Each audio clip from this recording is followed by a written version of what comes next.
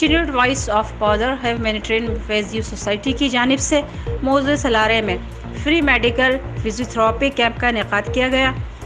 Doctors panel में doctor Abdul Basit MBBS, doctor Maham Ashfaq PT, doctor Alina Naureen PT, doctor Muqaddas PT, doctor Saba Hanif DMLS शामिल थे, जिसमें मरीजों का मुफ्त चेकअप, मुफ्त टेस्ट और मुफ्त अद्वियात तक फराहम की गई।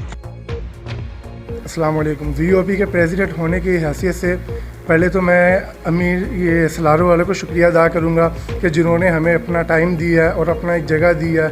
उसके बाद मैं डॉक्टर्स का शुक्रिया अदा करूँगा जिन्होंने छुट्टी वाले दिन अपनी तमाम मसरूफियात छोड़कर हमारी बात मानी और इन गरीबों के लिए, मरीज़ों के लिए आए हैं। इससे पहले भी हमने बहुत से कैंप किए हैं और इंशाल्लाह अब हमारा जो मेन मकसद है वो गांव की तरफ है कि गांव के लोगों को जितना ज़्यादा हो सके अवेयरनेस भी दी जाए और फ्री मेडिसिन फराहम की जाए।